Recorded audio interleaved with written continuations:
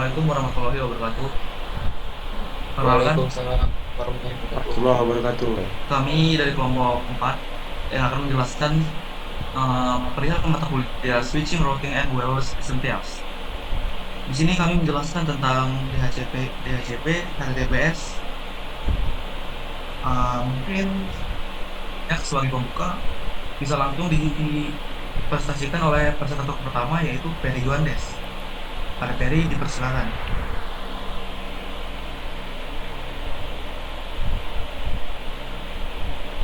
Minter. Peri tolong mic-nya dibuka.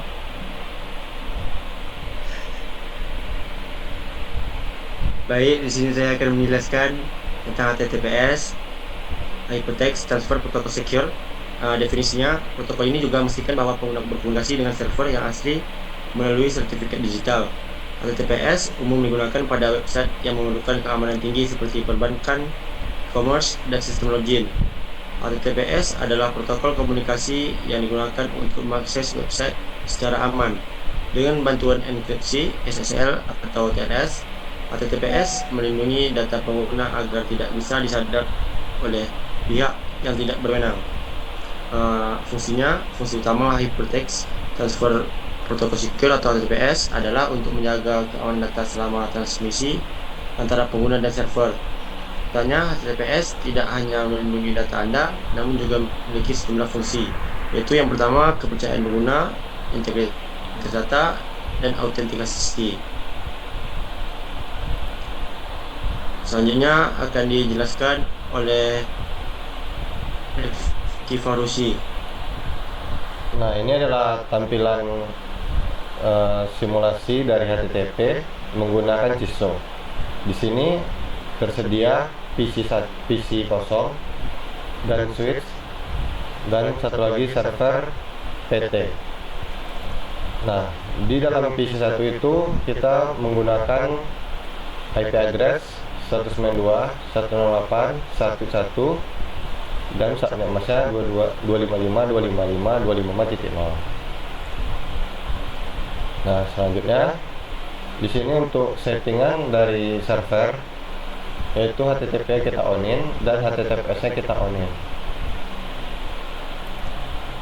Pada DNS-nya kita masukin seperti ini, welcome to CISO Packet Tracer, opening doors to new opportunities. Ini agar menampilkan tulisan ini pada web tersebut. Nah, seperti ini halaman tampilan web browser yang sudah dibikin dalam HTTP. Nah, selanjutnya akan dijelaskan oleh Dimas.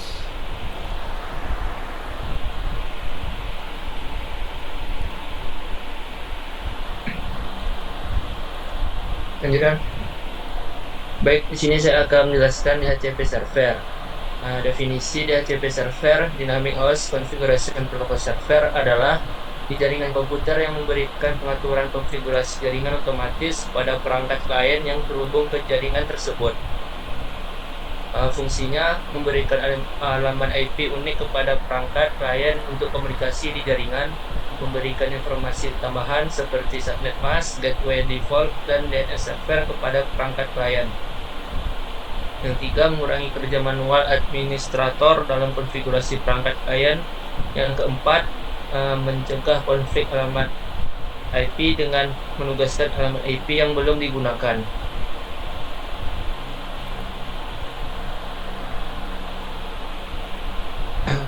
Cara kerjanya, IP request ketika sebuah perangkat klien terhubung ke jaringan dan membutuhkan konfigurasi alamat IP, perangkat tersebut mengirimkan permintaan IP ke DHCP server. IP offernya setelah menerima permintaan IP dari perangkat klien, maka akan menawarkan alamat IP yang tersedia kepada perangkat klien yang dilakukan dengan mengirimkan pesan penawaran yang berisi informasi tentang alamat IP yang disediakan. IP selection, perangkat klien akan memilih salah satu penawaran IP yang diberikan setelah pemilih perangkat klien mengirimkan pesan pemilihan yang berisi pemilihan alamat IP yang dipilih.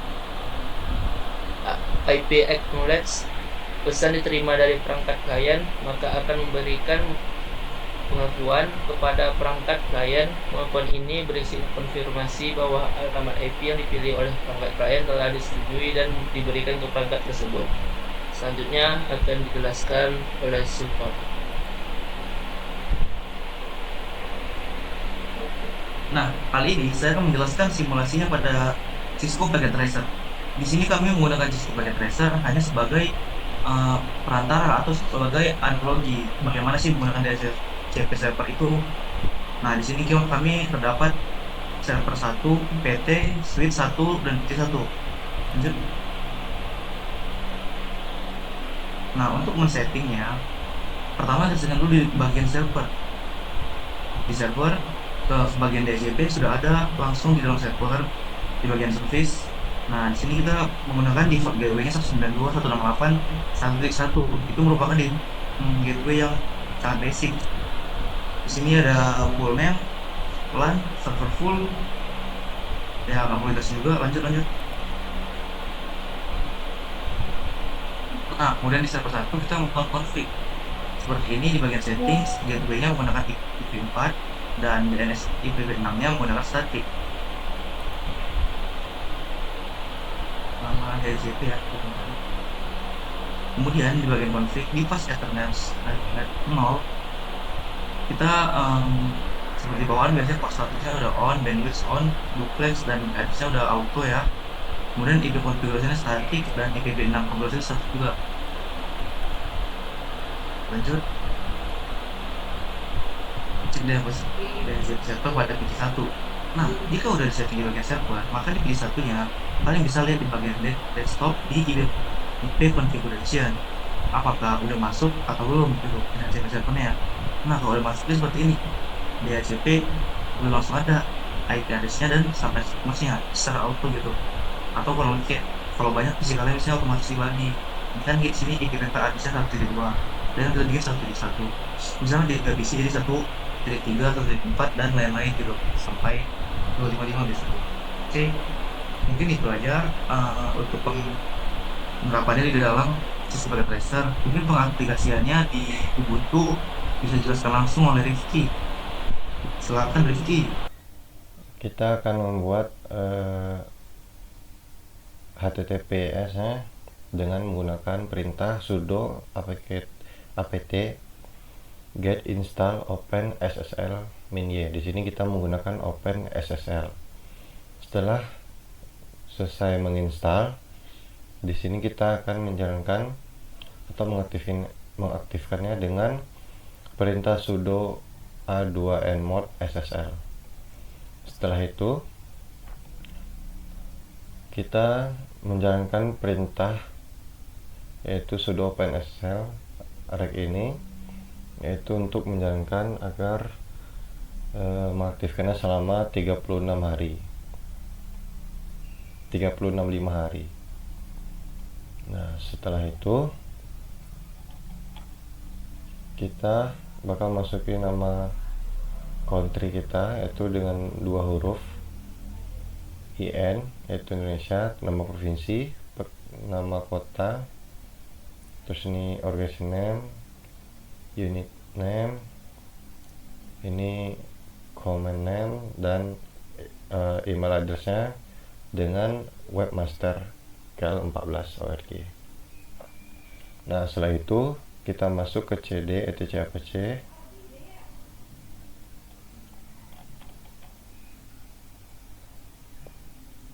site available, terus kita pencet ls. Nah, setelah kita masuk ke etc apc 2 ini, kita menjalankan yaitu sudo nano KL14. Nah, seperti sudo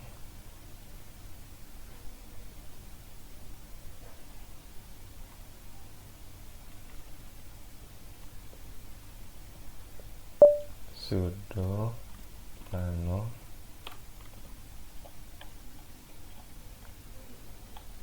KL14 KL4.org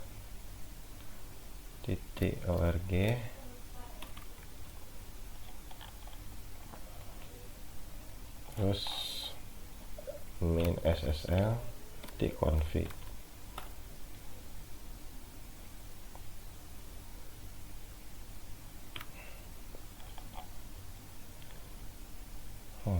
Kita masuk dengan ini inside.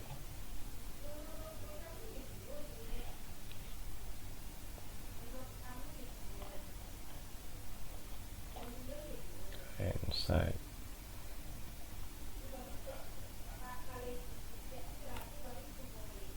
Ini berarti kita sudah menjalankan cal 4 org ssl config. Nah, setelah itu kita bakal, ini adalah tampilan dari web HTTP yang sudah dibuat. Di sini HTTPS-nya.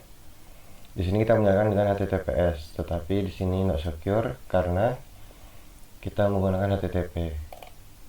Nah, di sini kita akan cek sertifikat detailnya. Nah, ini adalah nama yang telah kita beri tadi.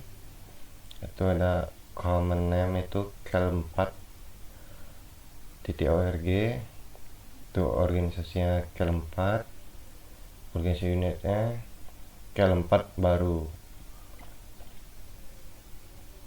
Nah, di sini nampak ini expire sampai 1 Juli 2026. Setelah itu kita akan masuk ke dalam DHCP. Nah, pertama itu kita sudoku. Setelah sudoku, kita akan menginstal DHCP server tersebut dengan perintah apt install isc dhcp server.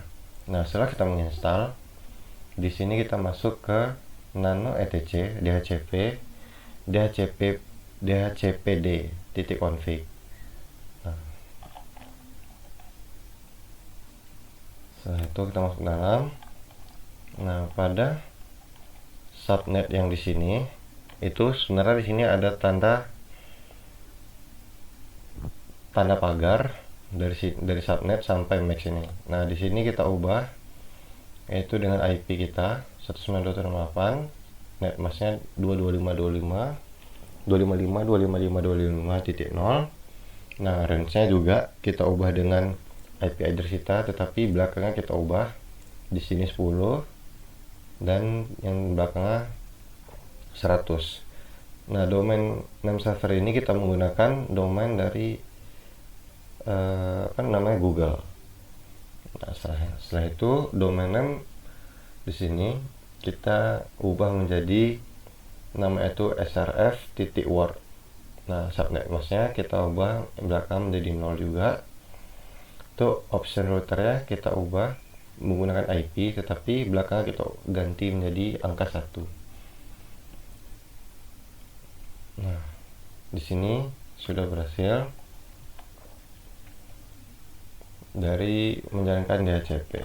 Untuk menjalankan DHCP itu adalah sistem CTL status ISC DHCP. Nah, sebelum ini kita harus ngerestart dulu ISC DHCP servernya agar yang di dalam tadi bisa berjalan. Nah, sekian dari saya dan kelompok 4. Assalamualaikum warahmatullahi wabarakatuh.